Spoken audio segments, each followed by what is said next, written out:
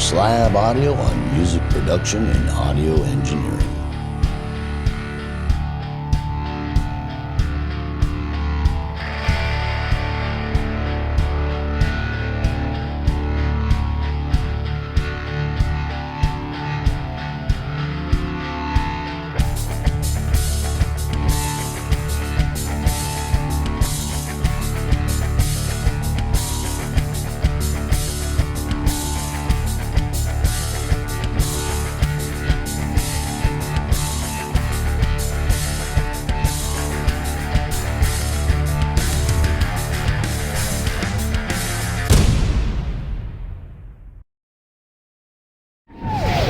Welcome to Dark Slab Audio in our fourth Master series. I do believe this is the seventh video in our fourth Master series on sonic balance and sonic clarity. And in this video, we want to talk about the decibel volume domain. And it's a pretty simple concept. We're pretty familiar with dealing with our volume adjustments and doing automation and things like that. And the better you get as an engineer, the more you love your automation. And when we're looking at this concept, that we really have to get in our head that it is a huge tool, and especially our automation, getting really proficient with using our volume automation and to turning things on and off. Sometimes you can mute things, automate mute things, and automate, the automation of levels is going to be immensely helpful in you maintaining really good sonic balance and sonic clarity.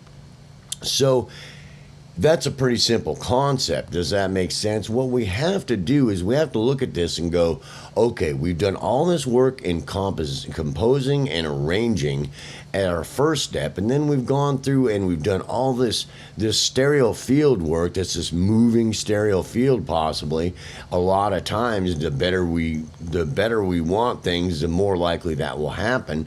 And possibly a moving spectral field, that we have a lot of things going on, filters turning on and off, moving around a little bit, different types of filterings, notch filterings, all kinds of stuff may be happening in this moving thing. Does that make sense? That as it's developing and as we get into the volume decibel domain, that it's a huge thing to really finish off the work we've done. So, after we've gotten to this point that we have finished the work up that we've talked about, that we can really go after it with our automation, with our volume, because it's huge. If we just leave things as they are, and we basically see that's done, then we're really neglecting a huge tool we have and possibilities for what we might do. So, because it can definitely influence your decisions. A simple example of that is that I've got a guitar and a bass over here, let's say I got a guitar and a bass over here or something like that. And the guitar and the bass, instead of doing a bunch of filtering on it, that I've worked out my sonic balance pretty well, but my clarity, I'm trying to filter that bass, but instead of filtering it, I've dropped the level of it down some for a few moments. Well, I've brought the guitar level up a little bit, which it's lower they're different frequency realms, and instead of dealing it with filtering, I've dropped its level. So it may change the whole thing that I've done to it. Does that make sense? And what I may do it because I may be able to just drop the level a bit. It's more supportive. Well, that guitar is much clearer. And when I want the bass to be heard, I pump it up a little bit. Does that make sense? But I might not have to worry so much about the work I did in the stereo field or work I did with filtering sometimes. Now, that's one concept that is a possibility. Sometimes you can raise and lower volumes for a moment or for long moments or for durations as an alternative that's going to bring clarity to something that's going to make something more supportive. We know that in mixing. And the more we try to incorporate that into the work we're doing now, it gives us different options.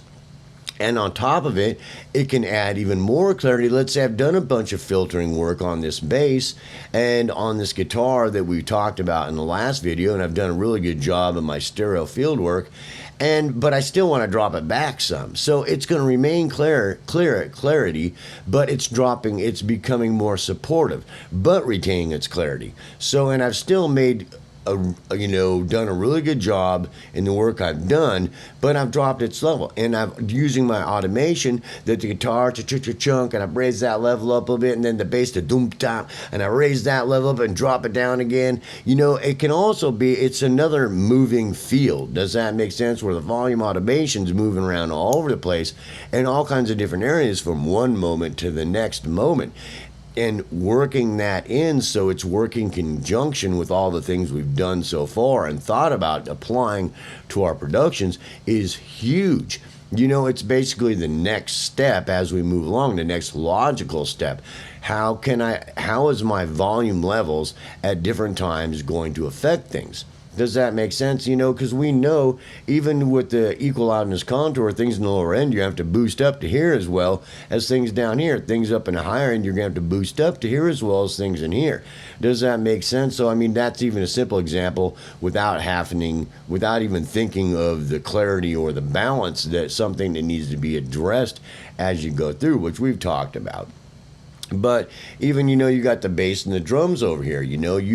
After you've done that work, their levels, when they're hitting at the same time, you can only do so much. But when they're hitting separately, or when they're hitting to here, but something's happening to the guitar, you might be able to boost that one a little bit, drop it a little bit, and then boost that kick up a little for some reason, depending on what you got going on in your mix. So you have this moving volume decibel field also. Now, this a lot of times is reserved for out front vocals. You'll see, like, if I get an out front vocal, I've done all kinds of work that we've talked about in my master series, but sometimes, I go in there with my automation, and it's like right there, I got to kick it up a little bit and then drop it down a little bit and then kick it up a little bit and drop it down a little bit and kick it up a little bit and slant it off a little bit there, just to try to get it as perfect as I can so that out front performance is just at every moment, pa, pa, pa. Does that make sense? And I'll do that with other instruments, and I do that other instruments also, but this can take that to a whole nother level, that you're really going after every instrument, every performance you're listening to that to, every moment in time. All of a sudden that bass hits a couple notes, a do-doot, and you kick up that volume and drop it right back down to where it's working with some other things. And the synth, you want to kick that a little bit and let that guitar drop down a little bit because you want it to be a little bit clearer than the other thing, just a little bit. All those different instruments doing some work to them at every moment in time, which sounds tedious and a lot of work, but once you get a good workflow going, it's that next step in the process we've been talking about that helps finish everything off, that you can sit there and go, okay, now I got this next tool that I can use and really think about it.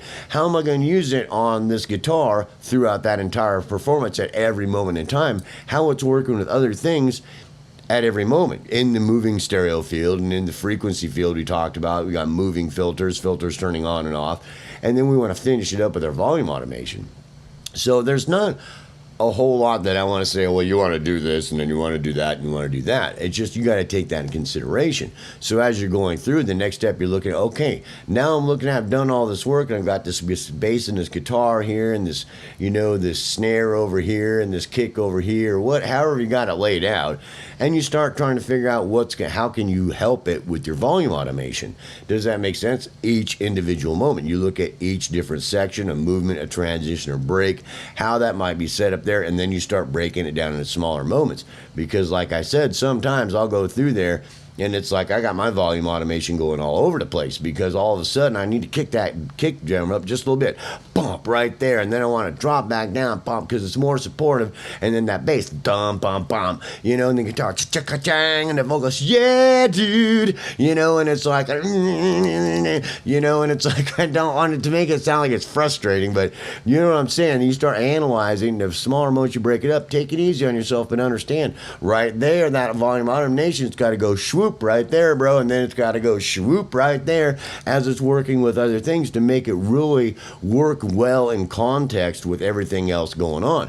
Because all the other work that we've done may not take care of all the problems. You still want things to tail off, boost up, climb up a little bit in volume, or drop off, or a little, a fast drop, or, there's, besides just block up, down, up, down, up, down, there's other things we can do with volume automation we need to consider. Does that make sense?